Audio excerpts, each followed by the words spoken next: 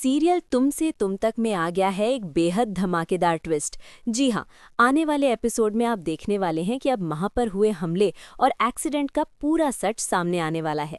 असल में जब माँ अनु से मिलने उसके घर जाती हैं तभी एक बड़ा हादसा हो जाता है।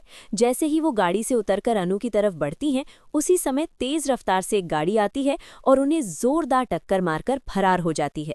इस एक्सीडेंट के बाद आर्या की माँ की हालत बेहद गंभीर हो जाती है। माँ के जहन में सिर्फ एक ही सवाल घूमता रहता है, आखिर ये सब किया किसने। वहीं दूसरी तरफ अनु पूरी तरह टूट जाती है, लेकिन बिना देर किए वो माँ को अस्पताल लेकर पहुंचती है। अस्पताल में डॉक्टर साफ साफ कह देते हैं कि हालत क्रिटिकल है और अगर जान बचानी है तो तुरंत ओ नेगेटिव ब्लड की जरूरत पड़ेगी। ऐसे में अनु एक पल भी नहीं सोचती और अपना खून देकर मां की जान बचा लेती है।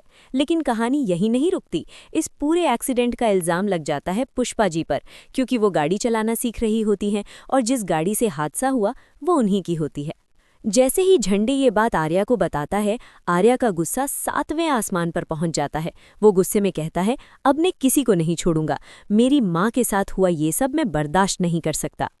आर्या फैसला करता है कि अब पुष्पा जी और गोपाल जी के घर पुलिस भेजी जाएगी, लेकिन तभी अनु सामने आकर साफ शब्दों में कह देती है, मेरे मम्मी पापा ऐसा कभी नहीं कर सकते। अगर उनसे कोई गलती हुई होती तो वो मुझे सबसे पहले बताते।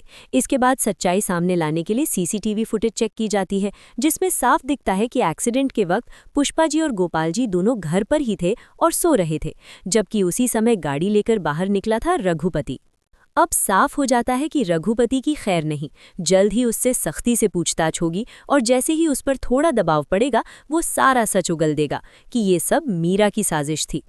तो दोस्तों, आपको क्या लगता है, क्या इस बार मीरा बच पाएगी या उसका सच सबके सामने आ जाएगा?